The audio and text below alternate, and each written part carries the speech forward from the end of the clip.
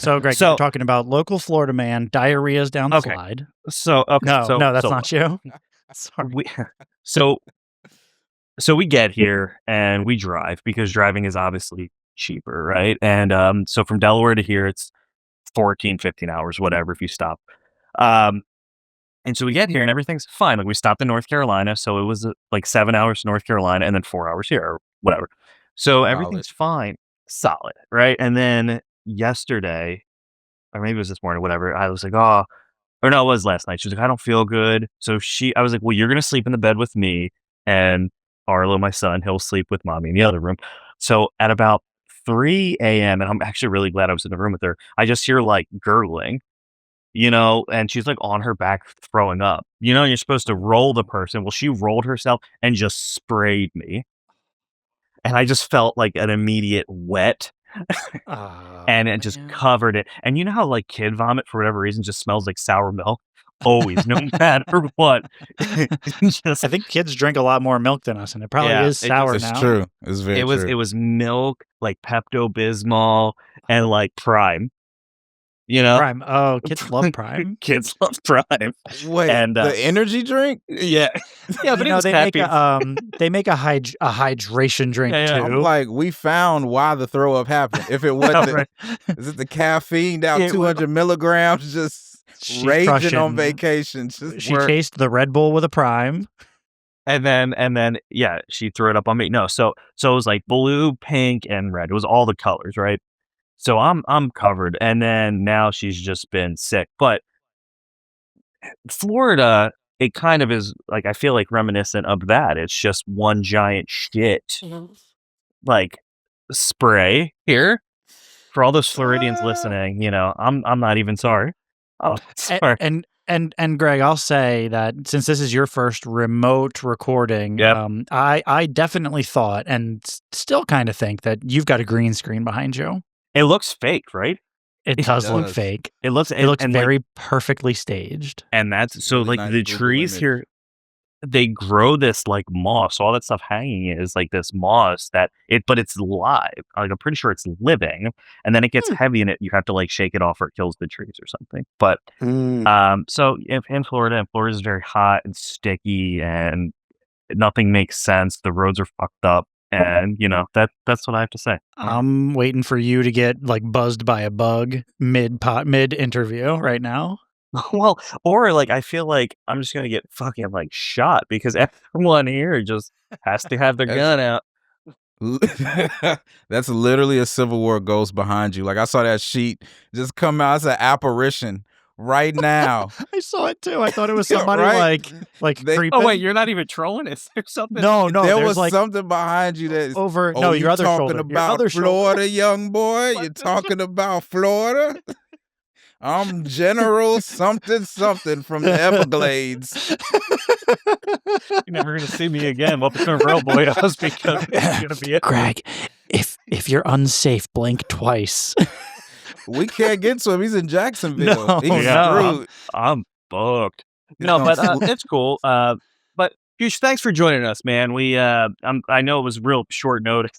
I think this panned out today. Yes, I'm happy to be here. I was waiting on the call because I saw Mega Ran on. I saw Bill Sherman on. I was like waiting. I'm like, anytime I'm gonna be next up. And then sure enough, my agent was like, you want to be on the Daddies podcast? I was like, yes. Well, it's funny because we had Mega Ran on 2 weeks ago. I think it started ironically enough with the pop-ups. Right. Oh, yeah, I did see a clip of that. And so like my daughter, when she was real young, used to listen to Box of Crayons by the Pop-Ups. Like that was her song. And so I reached out to them before I even knew who Stephanie was. And we had them on. And then like 3 months later, they accepted a collab on a post that I made. I guess they don't like really check their Insta that much. And they accepted it. And then Stephanie hit me up. And that's how I was able to like kind of connect with all of you because like, and then Mega Ran and Bill, the guys from Go Banana Go. So yeah. And so then like, I think we started following each other on Instagram because I saw you post something about Ironheart, which I actually want to talk about. Yes. And then I was like, yeah, you'd be filling us in on it. Yeah. Neither of us, I don't think, have seen it at all. I'm way behind on all TV. I suck, man. We'll get into it. We'll get into. Let me know what you want to start with it, and then I'll go from there. Okay, so Ironheart, right? So this is the newest Disney Marvel show that's out, right? The last one being Daredevil, correct? I think so. Yeah, that sounds right. Which I didn't see the most recent season of Daredevil. That was like season 2. I think it was Daredevil Born Again or something. Reborn. They did a whole nother. Okay. So yeah, but the things that happened in previous, what happened before in the Netflix series didn't not happen, I think. Right? Is that right, Greg? No, I watched the Disney Plus Daredevil. I think they might have did season 2 of the Daredevil. I might be mistaken though. I don't know. Okay, well, how did you feel about Daredevil? I really liked what I saw. Yeah. I did. I saw it such a long time ago, though. So I did see some new promo for it. So that's why I'm thinking maybe there was a second part or something that I missed of it. But for the most part, I like the vibe. To give you some background, I am a very easy watch. Like, if it's got a little bit of action, a little bit of storyline, 9 times out of 10, I'm good. I don't know the character lore. I know, like, very little bit. So you're not really going to get, like, a straight up purist, like, feedback from me or, like, someone who knows. You're just going to be like, yeah, I watched it. It was great. It was on while I was cooking dinner and I watched it. That's my vibe through and through. Greg wants to be the guy. Well, they didn't stay true to the comic book character. Okay, that took it away. That is not me. Wait, no, hold on. No. That's what Greg's looking for. That's what you want, isn't it? Nah, I can't. No. Fuck out of here with that. No. So look. So I feel like Eric is easier to please than I. In terms of when we watch something, you are very easy to please. Pause. But I am not so like attention to detail where it's like if something changes, well, the whole thing is ruined. You know what I mean? Like I'm not that like hardcore. I hate when somebody brings it up and they're like, "Oh my god, did you see that part? That was so big!" And I have to watch like 8 YouTube videos to understand what the fuck just unpack happened. What happened. Yeah, like, going back. Yeah, I mean that was every episode of Game of Thrones. I feel like for me, it was like, man, I don't understand anything that just happened in Westeros. My favorite content creator for that was Alt-Shift-X. I don't ever remember like YouTube people's names, but I remember his. He made these awesome like 30, 40-minute videos reviewing each episode of Game of Thrones. And he does House of the Dragon too, I believe. And then he did some other like nerdy stuff like Dune and Blade Runner probably. But he would go through and say like, this is how it is in the TV show. This is how it was in the book. This is where I think they're gonna go. Okay. But he would critique it like that. I loved that. So anyway, so yes, Daredevil I like, but Ironheart. So Ironheart she was in Black Panther 2, right? Yeah, she was like she was helping out Shuri, I think, in the lab from what I remember. But they showed like a little clip of that in the show and I was like, "Oh, that's what she was in that." Okay. I remember you now. Yeah, right. So Ironheart, did you or did you not dig it, and do you think it deserves the hate that it's getting? Okay, first off, people started hating it before the episodes dropped, which that's racist to a T. Like anytime there's a black superhero character, anything, or Star Wars, because did you watch Acolyte series at all? Do you follow any of the Star Wars? That mug was dope. Acolyte was super dope. Star Wars is my jam. I couldn't get with it so much. Okay. It was fine. I don't have hate for it, and I was actually talking to somebody today. Yeah. Racist. Sorry. No. Actual feedback is fine. So I just wanted to preface with like folks be spamming stuff on Rotten Tomatoes. That's true. Do you remember when Disney first purchased Star Wars and then they made The Force Awakens and then here's how it started. A stormtrooper like wakes up on a sandy planet and he takes his helmet off and it's a black guy. There was outrage over there. Was so much outrage. They said, "That's what? No, there's no black stormtroopers." And that's why Star Wars fans will always lose over Trekkies. Just because Star Trek always had black characters. LeVar Burton. They had that in the universe from the beginning. Star Wars, galaxies a million miles away, was all white. Like, you just wondering, like, what white and aliens? And then we finally get Lando. Right. Like, he's just the coolest dude in the world. Well, how about this? If they have very few but very cool black just guys, very cool. They got Lando Calrissian and they got Mace Windu for the prequels, and then aside from those guys, until James Disney Earl bought Jones. I mean, kind of. He does the voice. That's true. That's true. We need nerds in the universe. We need full character range. But okay, back to Ironheart. So that's the reason I checked it out. Ryan Coogler executive produced it, coming off Sinners, coming off Creed 3, coming off, all that stuff. So alone, I'm gonna give it a watch. But initially, when I first watched it, you could tell he didn't direct it. At least I don't think he directed. I saw like executive producer, so he got his name on it. But I'm like, okay, this is different. Some of the shots lingered in a way, some of the characters, whatever. The first 2 episodes, I think, because they came out with 3, and then they did another 3. The third episode started going downhill for me. The third one started, I was like, eh. And then I watched that second pack and I'm like, okay, this is losing me a little bit.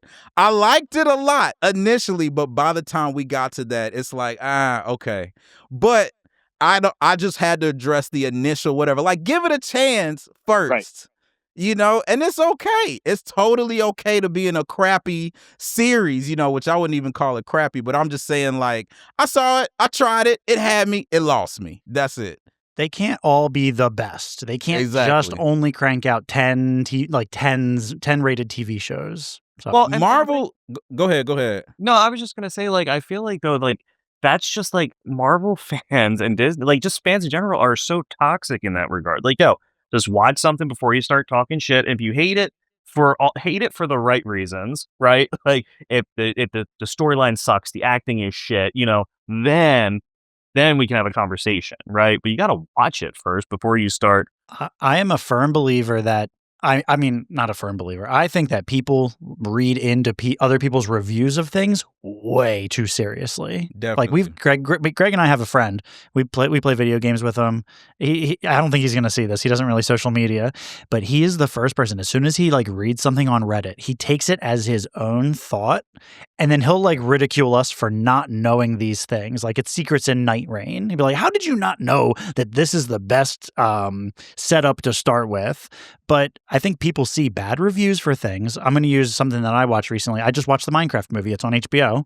Okay. And yeah, I saw that with the girl. I loved it. I watched it with my daughter, and she loved it. She had seen it already in theaters, but I loved it. I'm a longtime fan of the game. And then I looked, and I think it got like a 50-something on Rotten Tomatoes. It didn't do too well in ratings, yeah. I thought it was hilarious, though. So I'm glad I didn't check before, because I don't know if that would have left a bad taste in my mouth. I will say, though, after Endgame, and I think there was like 1 or 2 other series, I think there's been a downward trend in general.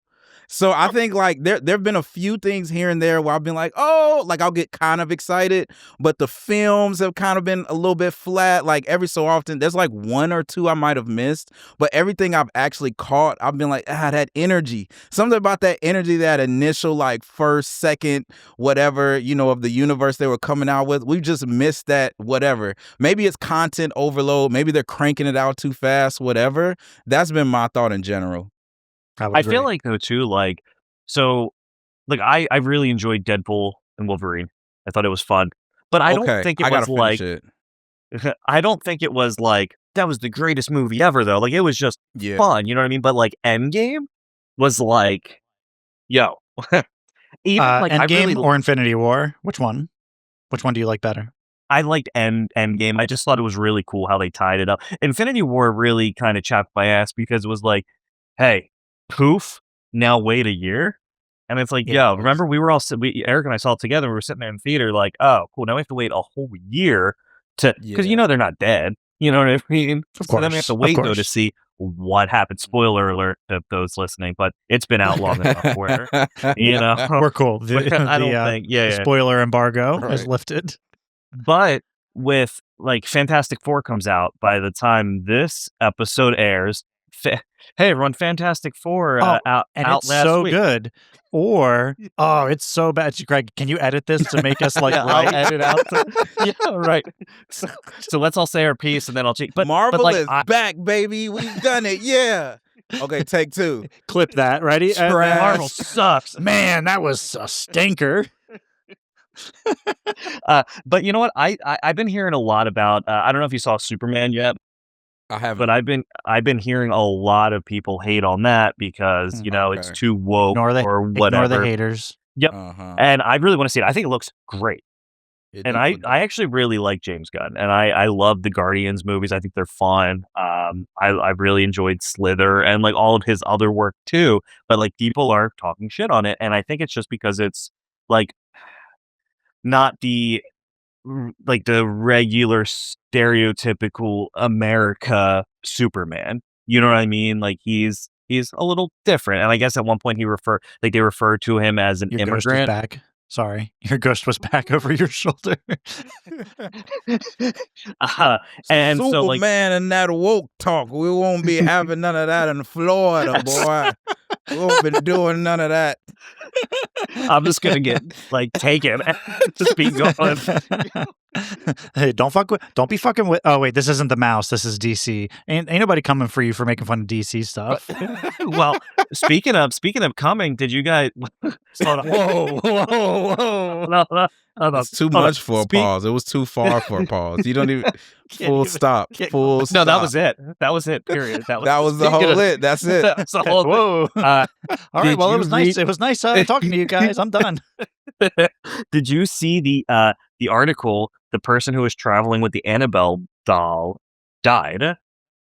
Found like dropped dead. So I guess the person traveling with the doll is in Gettysburg, Pennsylvania right now.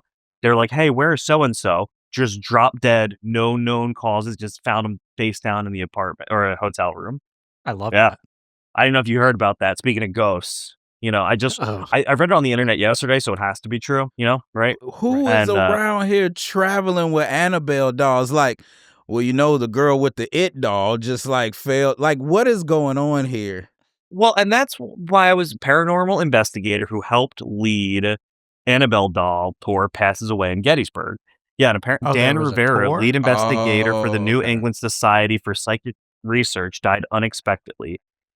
And so they have this doll, and the Annabelle doll is just in the movie it's creepy as hell, but in real life it's just a Raggedy Ann doll. It's just a really big Okay.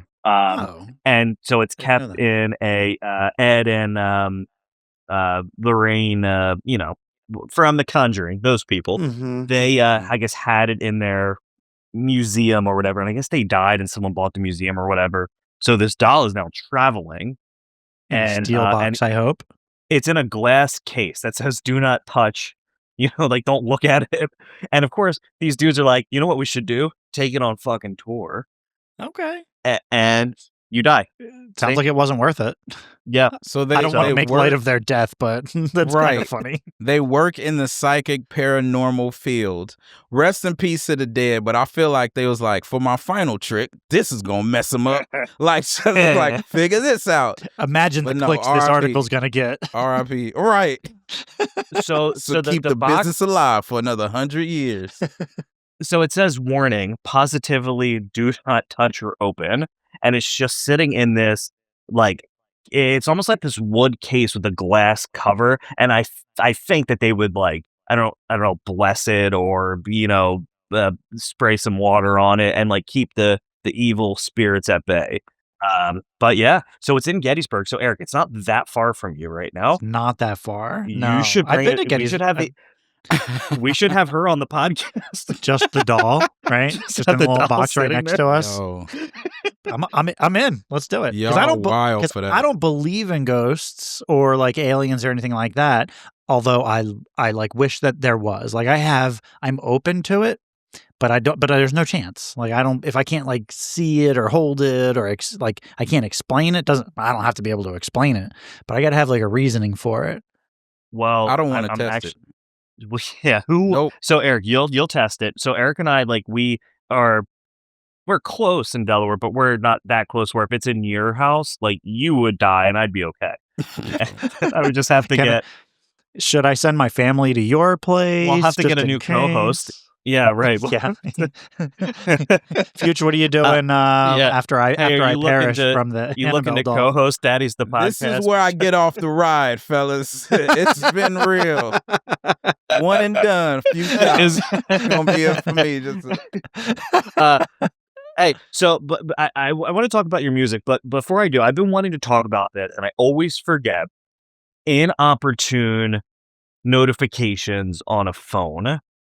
Okay, so like when you go to load up an app, and then something drops down, and you click it, and then it takes you out of your app, and then you launch into this other app.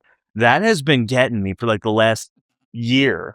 This is the new chapter in Daddy's podcast. You know what really grinds Greg's gears? Yeah, right. Inopportune notifications. yo, tell this gripe to your 11-year-old self. Like he gonna be like, "What? What no, are you in the doing? future, you're gonna have a device, and there's gonna be apps, and there's notifications." Young Greg is like, "What, man? I can't handle this."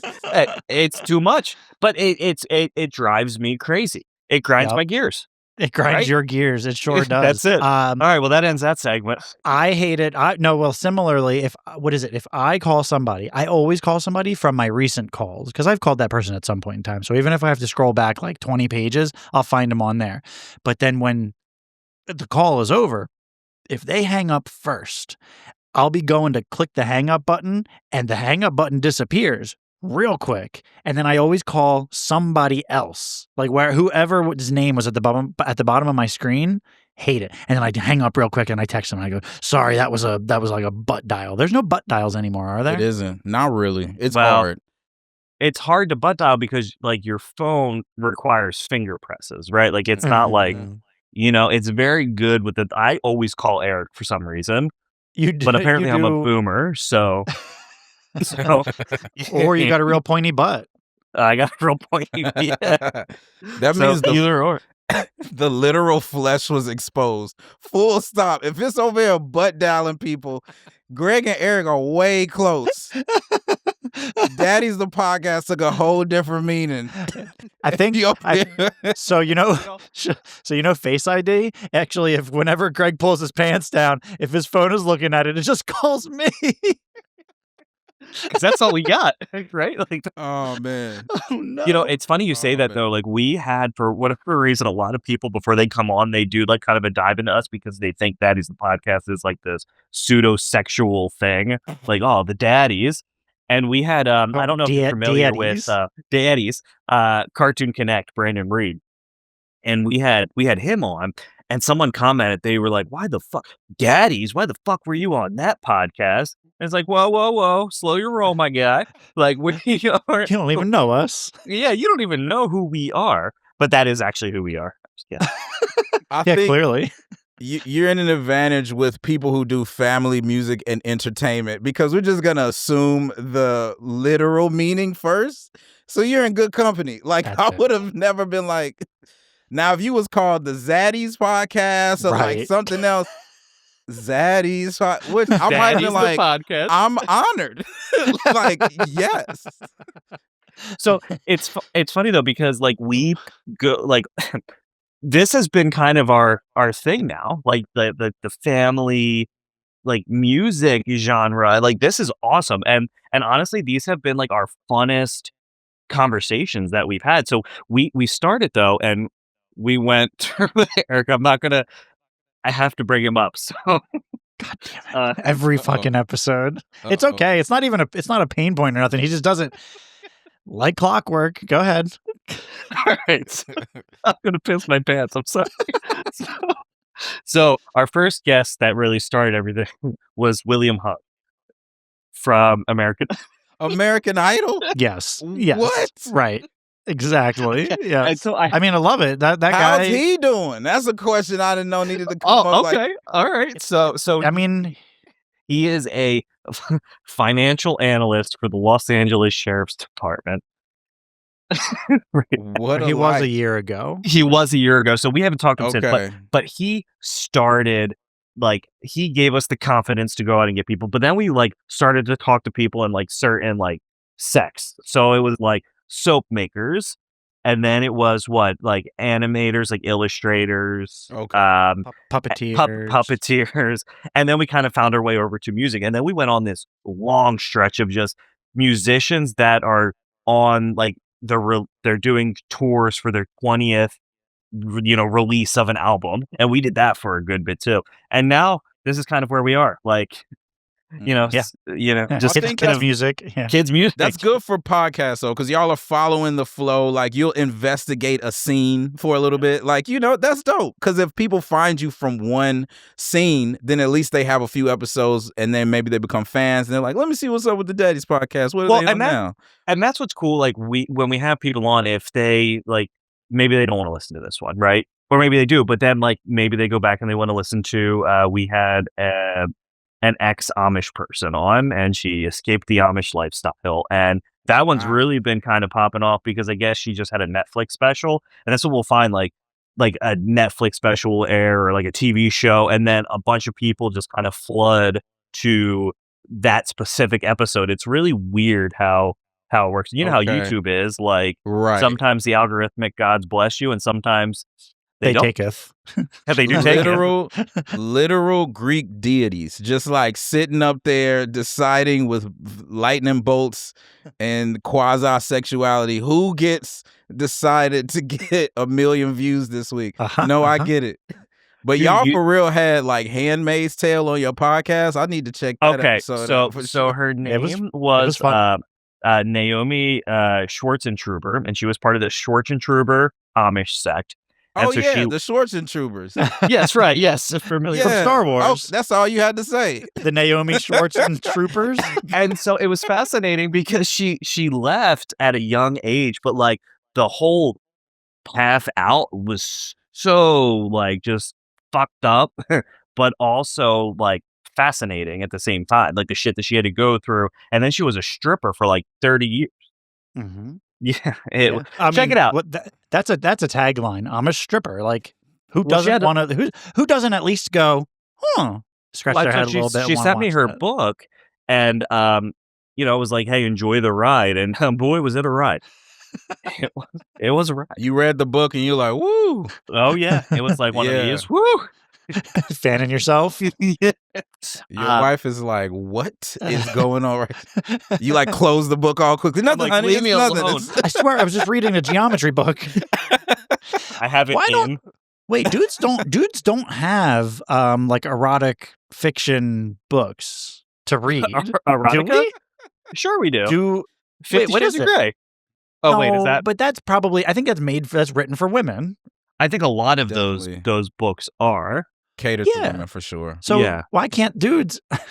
I don't know if I'd read visual people, but I'm gonna say, let's get out of there. Let's get out of where we go. I'm about to write a book, guys. This is also a new segment we're working on. How uncomfortable can we make our guests? Just slowly sitting down. Goodbye. Stephanie's not going to be sending any more people our way. Those fucking perverts. We're not talking about porn and diarrhea. Let's talk diarrhea. Let's talk all about the fluids. Let's talk about music. Let's talk about music. Right? That's something that's pretty that clean. checks out. I can see how you got there. Yeah, I can see that. All right. So for you, how long have you been, I don't want to say been a musician because that seems like a really like cliche question, but how long have you been, doing the whole music thing? Okay, I would say high school. My junior year of high school is when I started getting really serious. I was raised in Nashville, Tennessee, and I had a band in high school, and we did like our talent show junior and senior year. We won. Then we did like a Nashville Battle of the Bands with a couple other bands. We won that. So after that, I kind of got my experience performing. We had a manager for a while, Eric Holt, that was a big promoter. He still is in Nashville. And he was having us open up for a lot of major acts and stuff. So I thought that band, we were called Biscuits and Gravy. There's no more Southern we were just some hungry kids that was like, one day we sat around like, let's be biscuits and gravy. And I thought we were gonna be it. I thought we were gonna get signed. I thought that was gonna be my ticket. I ended up going to Belmont University in Nashville, and I just thought I wasn't gonna have to graduate. I'm like, I'm gonna get signed by the end of this freshman year, but that didn't end up happening. So thankfully, I did graduate because I really did need that bachelor's degree, for a lot of what I was doing, especially in education later on. But I learned a lot from that time that has definitely helped me, and I became a solo act. I've had a couple bands since then, so just been kind of following the journey and just ended up here in family music, which kind of the community invited me.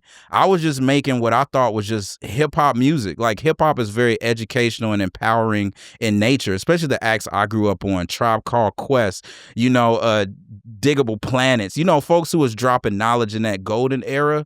But teachers and parents just really dug what I was doing. So I was like, okay, we can do this. We can make more educational stuff. And it worked out that I was also teaching. I was a teaching artist, just trying to get by, teaching part-time. So the two kind of worked. And once I kind of dug into committing to making all ages music, that's when my career really took off. People don't like to hear me talk about just money and women, and like, they just don't. Like, I noticed that you kind of have to let your audience kind of tell you how they see you. So I think people have always seen me in this positive light. So once I kind of accepted that and let go of that ego, that's kind of when my career took off. So let me ask, what kind of music, biscuits and gravy? It was like the Roots. We were Okay. hip hop with a jazz vibe because I played saxophone. That was my first instrument. Yeah. My dad plays sax still. He's gonna be on a couple tour dates with me this summer. Pops is coming through. So very much, hip hop, jazzy. I was and we was young cats too. So we were in clubs at 16, 17, 18 years old. We couldn't go out to the rest of the club. We had to stay in the back in the green room.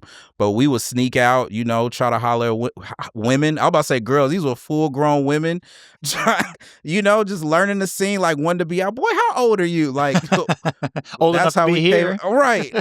And then we crush on stage. They'd be like, okay. All right. So, I mean, that's cool though. Like, I know I see. I don't know if you like the 1975, but they're one of my favorite bands. But Matt Healy always brings his dad on tour with him, and they always do Oh, songs wow. together. I think that's so cool. You know what I mean? Like having that relationship to like. I love my dad, but I wouldn't go on tour with him or play some shows with him. You know what I mean? So Right. like, What that's what cool. instruments does your dad play? Um, the skin flute. I don't Don't say it. I I'm knew you were gonna sorry. fucking say the skin flute. God You damn it. set me up for that. I know. I should have stopped you because I knew that's what you're gonna fucking say. As soon as he paused, I was like, this isn't going to be a real instrument, is it? It's I not. was like, this. He was like, eyes. Run Like, the tape back. I'm pretty sure his eyes did the little darty to the It side. definitely God damn did. it. I'm sorry, I asked the Like, question. well, He yeah, delivered. right. You set me up for that. Um, all right, so, but now you do that music with your daughter.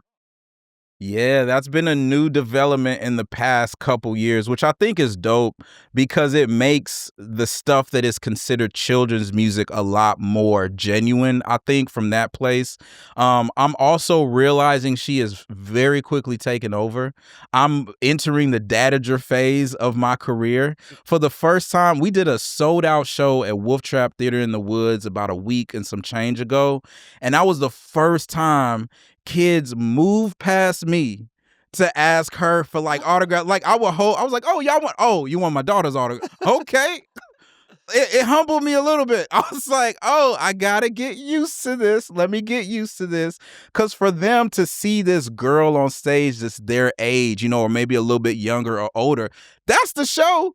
That's the show. I'm just supplying the backing beat and I'm her hype man at this point. So I got to make it very clear, like, what's my show and what's our shared show. And you never know. She might want to have her own show one of these days. So far, she said no. She just turned 8. So I'm like, do you want your own show?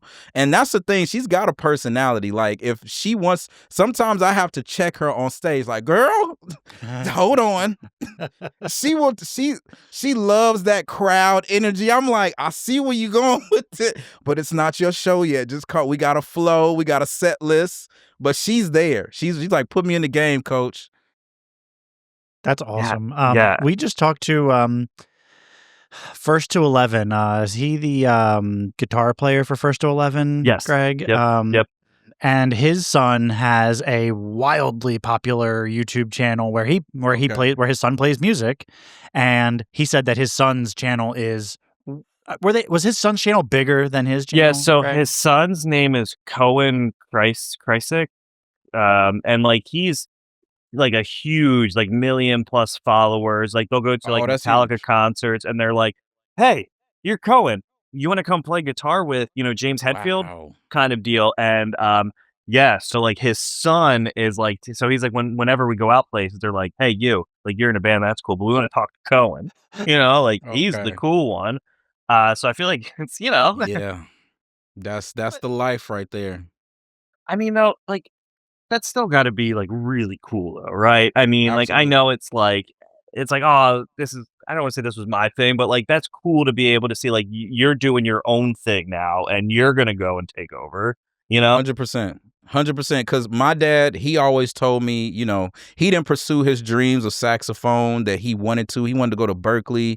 He wanted to tour with a lot of people. So he always told me, take it as far as you can. So I always thank him, like, everything I got, everything you see, Dad, that was you kind of instilling that in me. So I feel like generationally, which we need to talk about a message. When you talk about generational wealth, especially for Black folk, when you see 1 or 2 generations and how big that is, imagine if we were allowed to keep the properties our ancestors had, the work that we had, how much, because even just in our 3 generations, how much further my daughter, and I'm teaching myself about money stuff that he didn't know. I'm having to learn about Roth IRAs, all this. I'm having to figure this out. So she has her account now. I'm setting her up, making sure she's good. So that's the part that makes me excited. By the time she's 18, whatever she want to do and wherever she want to go with it, whether it's music or whatever, I'm just making sure she's straight. So you're totally right. This is the job and the role of a parent. That's got to be way more fulfilling than having your own successful gig, right? Is to 100%. just pass that on, pass the torch. 100%. Yeah. My goal was if I could pay my rent with music, I can pay my mortgage, whatever. But this was the ultimate life I never even imagined, for her to be doing this and it just to be genuine and organic. We not trying to be famous with it. It's just, we having fun. I think it was too, like Megaran said, I think he was quoting Quincy Jones. And like when someone goes into the studio to record and they're like, oh, this is gonna be, this is it right here, we're gonna, and then that's the song that, like, that's when you fail essentially, and like just kind of doing your thing and dedicating the True. time, the effort, and the accountability. That's when it just goes off, and that's what people like, that genuine thing. This album we just dropped, me and my daughter's album, Harmony, shameless plug. I literally got the vinyl right here. It was not planned. It was just sitting on my desk because I had to mail it out. But this we recorded this for 2 years, and that wasn't the original plan for our album. I was working on an album that could reintroduce people to my adult music, and I wanted to be like, okay, y'all have heard me and family music. Now I'm about to show y'all this R&B, regular hip hop again, mainstream stuff. And I'm going to put on a little bit of songs with my daughter, feature her. I wanted it to be a full coming of age album. A little bit for kids, a little bit for grown-ups, a little bit for everybody. But the first song that me and her dropped, it got so much momentum. It was like, oh, well, whatever I was, and then we dropped another song. That one got even bigger. That song, My Daddy with Van Van. So it just became clear, like, well, this is the wave. Like, follow the wave. It's fun. It's whatever. I had this meticulous plan of like, I'm gonna reintroduce it. I'm gonna show them this, and I'm gonna be lyrical, spiritual, miracle, and it was like, nah, bro, this is the vibe. People want this. It's exciting. It's happy. It's positive. So that's where we went with it. Like you said, let your fans tell you what they want to hear. Now, let me ask you, you showed a vinyl, right? And so did you do like multiple colors? Because like that's what I always see when people do vinyls. Like you can get the blue splat, or you can get the red, or this one is like the red and the blue, but there's only 150 of this one. Or is it just one? I don't fuck with vinyls like that. Like I don't know enough about them. Really? I don't. That's I an know. honest shock, but I get it. Everybody's got their thing, so I get that just not being one of your things. But I own a lot of vinyls, and I frame them and hang them on my wall. I know, but I don't want to take Eric, them out of. what? He doesn't know what he's doing. No, He doesn't know what he's doing. Eric made the face I was about to make. No, because I I don't know wanna he's take 'em got out a of the lot of box. them actually because he lived with me. He had to move in with me. We lived together for what was it, 4 months or something like that. Yeah. He moved his whole house and family into my house with my family, and Right in that then when bedroom, he right there. you were Oh, in this wow. bedroom right here, actually, right where my hand is right now. And then when he moved out, all he left was like a stack of vinyls, Okay. So- like down in my basement. So So I don't take them out of the packaging because then you can resell them. You know I'm good for reselling stuff. that is your Yeah. thing, actually. That's Greg my is thing. very And much so the I had- buy Okay. and resell. Yeah. The whole all the Panic at the Disco vinyls, and so the Fever You Can't Sweat Out album, for whatever reason, that first press was worth a lot of money. So see, I'm Okay. glad I didn't. That's the you one I know. kept. You kept it and you opened it and you. Oh. No, I did not. Oh, okay. He okay. cut, I he wish. cut the plastic, took it out of the frame. This sounds like a good. This won't. you Why didn't this fit in my CD you- player? You half opened it? That's even worse. It's like, Yeah, right. That's when you Never start mind. peeling the little like bubbles, and you just peel the wrapper down just a little bit. Yeah. All right, so Harmony came out. No, I didn't. As far as vinyl goes, I went the cheapest route possible because this is my first vinyl pressing in my whole career, which I'm Yep. so excited about. So, but I just got the classic black color vinyl. I didn't even get a spine on it because you know how sometimes they have the spine that tells you what the name is. That was an extra $50. The color was an extra. I'm like, base model, white sleeve, no nothing else on the inside. Do It just you base. have a vinyl guy? Like, No, I that's went through something that you- disc makers. Okay, all right. Yeah, So I we- just went through. That's where I get my CDs made too. So apparently, like some people have. We were talking to a band, Houston Calls. They were based out of Jersey, doing a 20th, and they have a vinyl guy that they knew. And it's crazy that some people like have a legit person that's their thing. I don't know how many vinyls people are. Okay. Like, I know vinyls. That's a big market, but like some people Yeah. have legitimate vinyl people. In Or terms of you- manufacturing, like making the vinyl form. I guess Eric. Maybe I think that's what he was getting at. Probably, Right? But I have Yeah, to that's imagine that fruitful. anybody that's like making vinyl is God. They got to be old, right? I don't think that there's like new. No. Like I didn't grow up wanting to be. I'm gonna make vinyl. You just have to have a really curly mustache. You have to have like permed hair. You have to just be a wretched. Oh no, miss. a little bowler hat on top of that. That's it. That's it, and then you make vinyls. That's what you do. Very hipster. 100%. So is the vinyl still available to purchase? Absolutely. Yeah, Yeah. I just put them up for sale a couple days ago. Been shipping them out and sending them out. So yeah.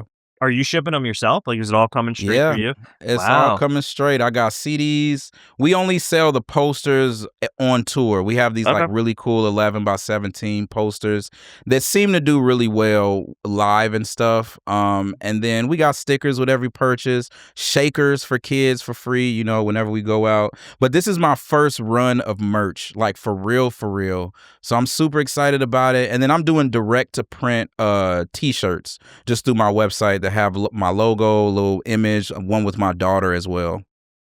So we went to a Danny Go concert not Ooh, that long I bet ago. that was hype. It was, and so we've been to two now. We went to one in Virginia, and we went to one came to Philly, and fire. I mean, it's fire. Like, I love Danny Go, and I love the whole team, but holy God, the merch is expensive. Oh Like, wow. it was and granted, I've been to how many concerts? Like, concert merch is expensive. Like, I get it, but like, it was. I mean, I don't know. I mean, you deal with merch now. Is that just because the cost of everything is going up? So you have to, I mean, cover your end, I feel like. So it was like, Yeah, I'm mean- like, give me a reference. So we talking like $50 t-shirts. they were like probably 35 for Okay. a t-shirt. And then like, but they had these glow sticks, and I think they were like $20. Okay.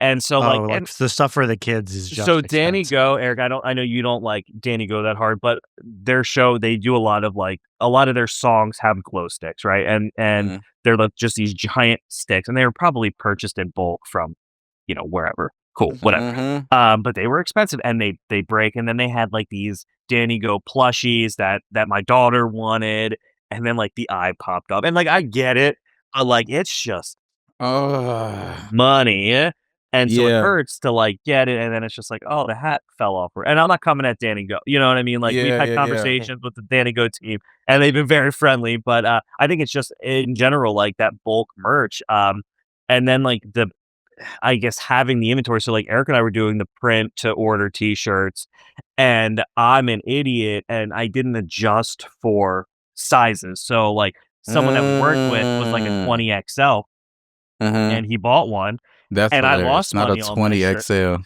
That's And I that's lost money. I was like, why is this shirt negative $22? Because like, Thanks for the sale. You owe us $2. yeah. Yo. Yeah. So then like and I don't know. I don't know if you've noticed, like, I guess merch is just expensive. I've Or got a maybe it is. theory. I have a quick theory about that. I think that when specifically for Danny Go, and tell me if I'm wrong, I bet that there's not people outside in the parking lot selling Danny Go merch. There Like, sure were. People was had there? the hot Danny Go, out of their pants shirts. Yup. Wow, That I would people not have were guessed. and look, I owe I will myself ne $5. I no, just lost a bet with so myself. Fyütch, have you been to Philly before? Have you or been Yeah, for I have. I did the Please Touch Museum Okay, in yeah, Philly, which was okay, freaking awesome. We did Yeah. the noon year where they have the okay, countdown for the kids. There were alright. like 3,000 people there. It was ridiculous. Wow. So what I'm getting is, yeah, like, Philly, is a very adamant, like, Eagles fan. People love Yeah. Philadelphia, right? But this dude was slinging, I kid you not, Danny Go T-shirts and baby turtles. And Actual real baby turtles? baby turtles in little, Genius. like the This man the, was well, so genius. At you a know kid's show. At a Yes. kid's show. like the hermit crab cages with the colored, like the Yeah. red, the pink, like the lids. And so we're walking out, and this dude Hustling. has this card table out. And he's like, "Yo, get your turtle." And Isla, my daughter, she's like, "Dad, we have to get a turtle." I'm like, "We're not buying a turtle from the dude outside of the Danny Go concert. I refuse. I'm Yo. not doing it." And he's like, "Come on, Dad," because then they start playing into the kids' energy, and they're like, "Come on, Dad." And I was like, "I'm not That's giving you $20 for this hilarious. turtle.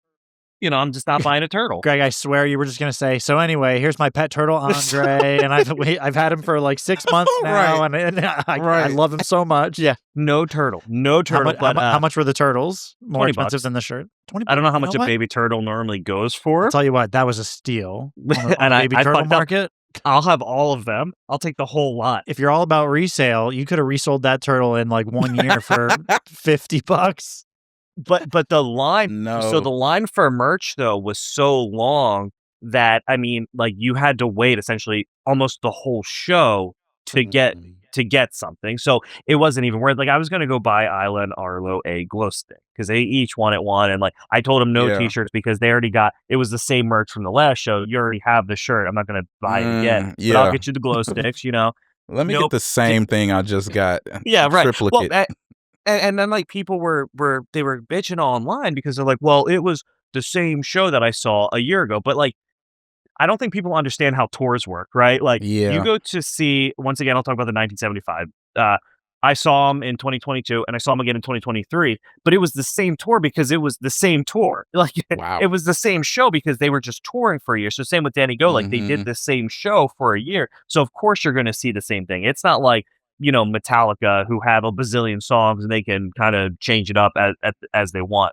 Like, but people for whatever reason didn't understand that. So like the subreddit was just full of people bitching about Of adults. of adult. Oh yeah, Shut Yep. up. Like, first off, right. kids want the repetition. Like, what are we talking about? How many times do they watch the same YouTube video? You know how mad those kids would be if they did not hear their hits? Right. Every single time they went. They're Like not the going deep for deep cuts. cuts. Yeah, they're not going for deep cuts.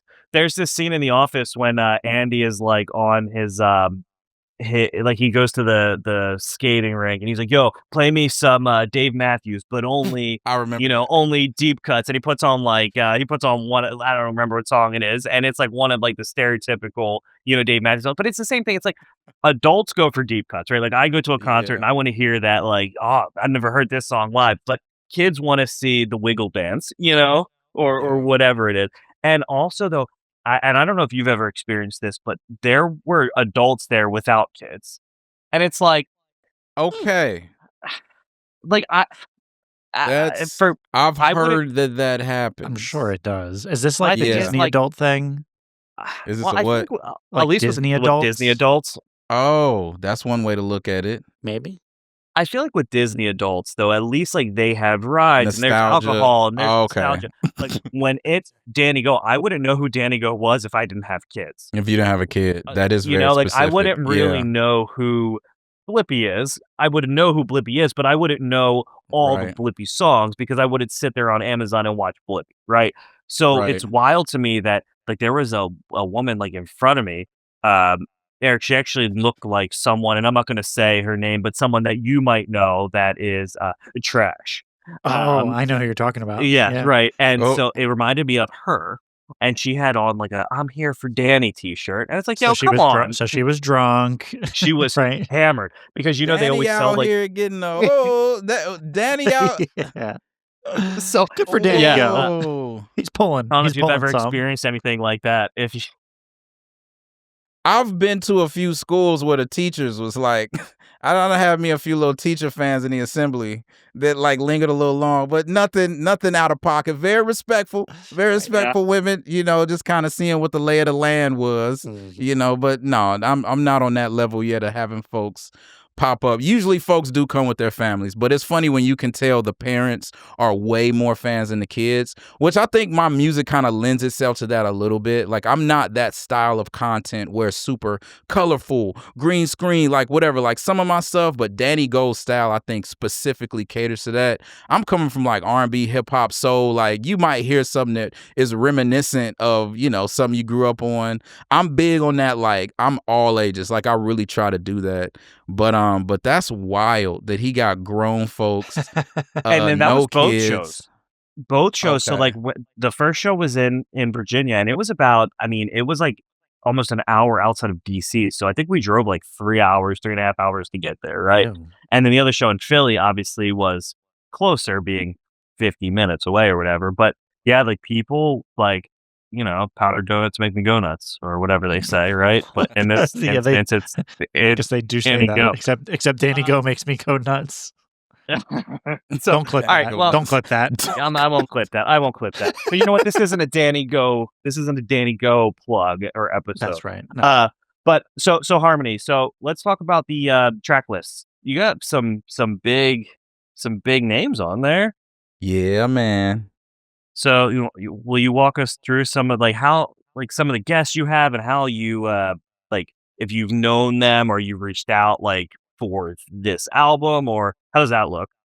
At this point in my career, I only collaborate with friends. It's got to be very genuine. Even if we're newer friends or whatever, there's got to be a synergy there. So Genevieve Goings, she was Disney Choo Choo Soul, you know, a star on Disney Junior. She's awesome, a songwriter, performer. They still perform at a lot of the Disney parks and a lot of other places as well. So I pitched the song to her. Like we had kind of just connected. And we were like, hey, if you ever got a song, if I ever got a song, let's figure it out. And I sent her that song, The Greatest Song Ever specifically, basically like fully written. And I was like, would you do the second verse? And she was like, oh my God, this is incredible. So that definitely had me feeling super hyped to get that love from her. And the thing that's dope about doing it with your friends, now we want to do collaborative posts with each other. You know, I met her husband, her kid, like we've kicked it since then. So it's not like you're just paying someone to just do a one-off and then got to get content from them. Then it's a whole thing and you're trying to figure out rights and you want it like, it's just chill. Like, let's split it. Let's, this, blah, blah, blah. Let's make it genuine. So that's definitely one of my favorite tracks. And then the kid superstar, Van, that girl, I think she's 7 now. She's a little superstar, almost 1 million followers online. She was on Abbott Elementary. She had a cameo on that TV show. Okay. She's performed at Essence Fest, BET Awards, all kinds of stuff. So she went viral for little raps that she does at home with her dad. So I messaged her dad and was like, hey, here's a song that's like a father-daughter rap song, kind of like a 2000 style crunk rap, So I talked to him. He said, dude, let's do it. Let's absolutely do it. And I love love him because he has his head on straight. Like, he's definitely trying to, same values. He's like, we not in it for the fame. We in it because we having fun. So we definitely connected over that. They sent over the tracks, super smooth. So, and then I'm trying to think who else is on the album. Mega Ran, of course.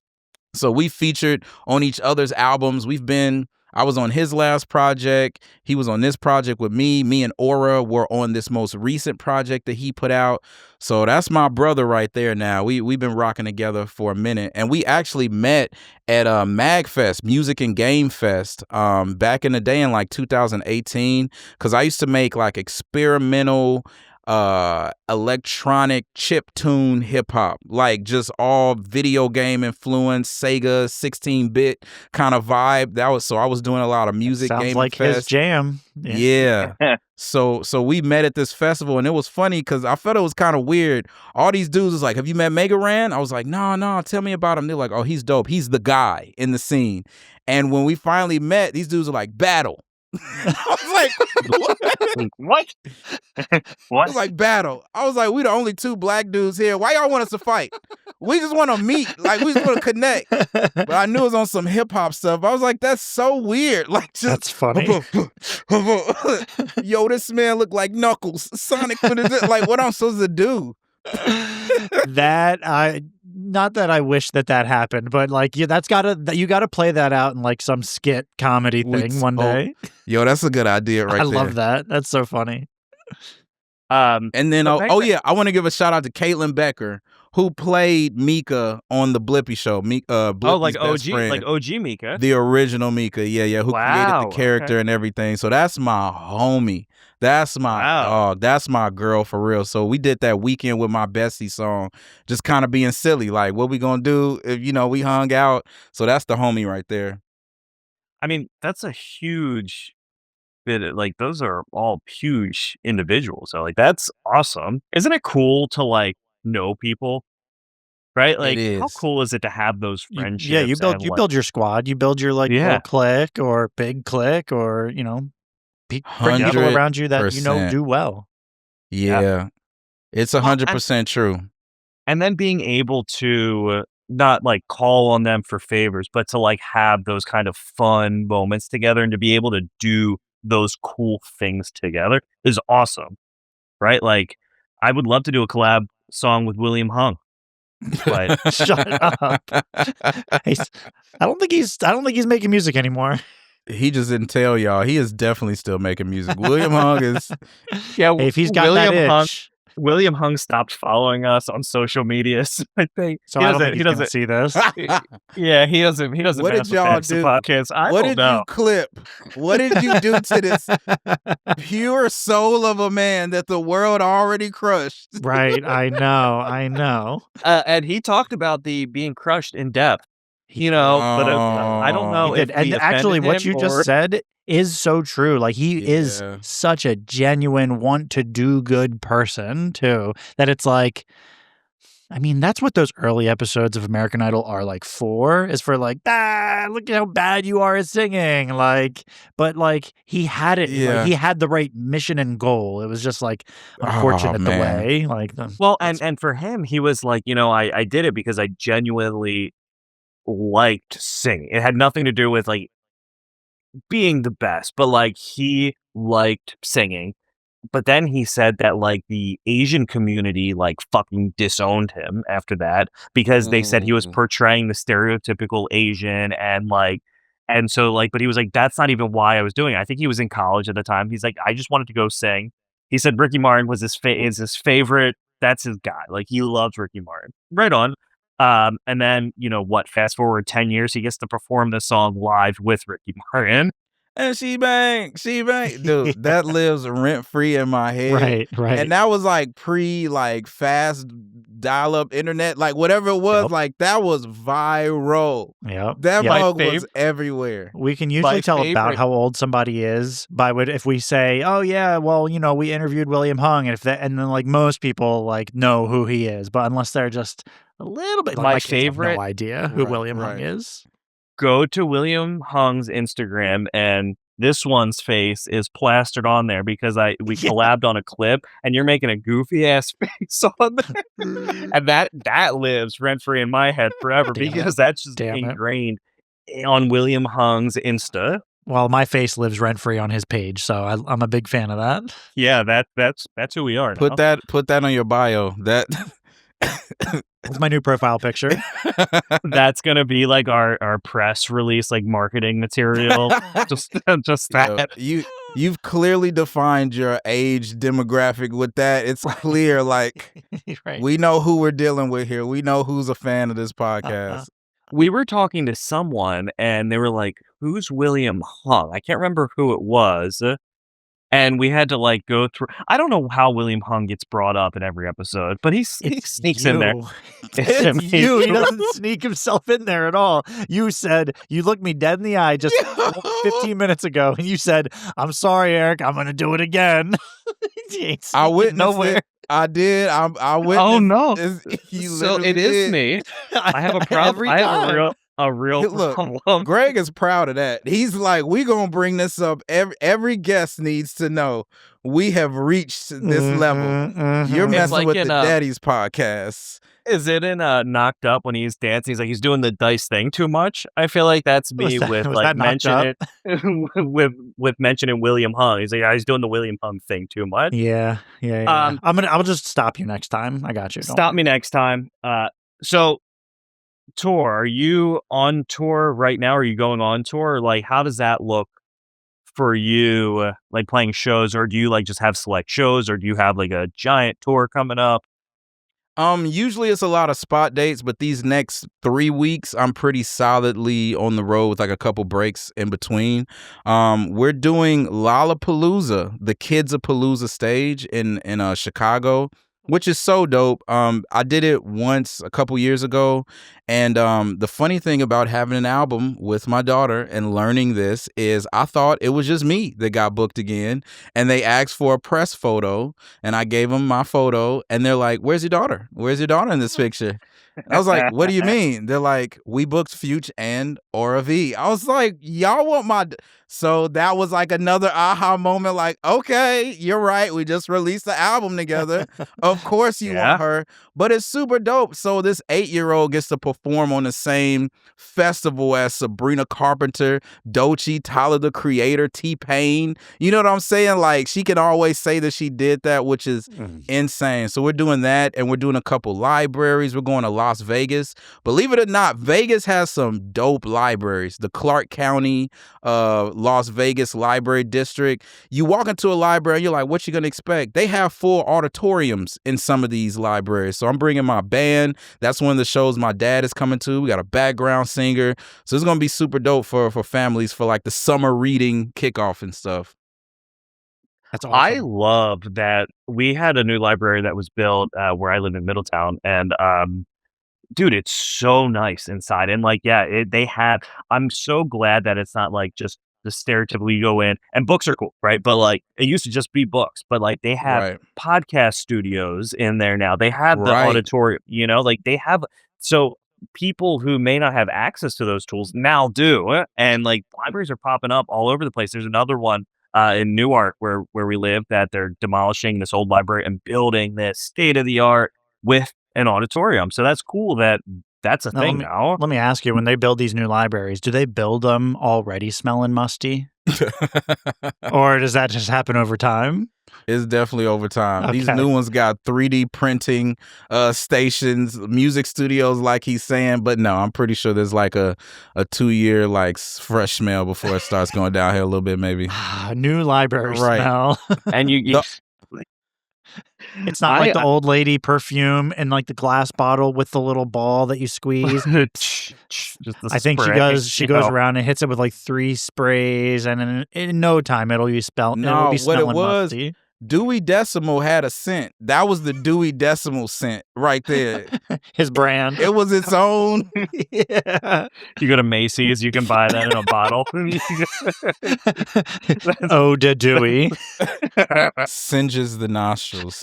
All right, Fyütch. So how can people check out the new album Harmony?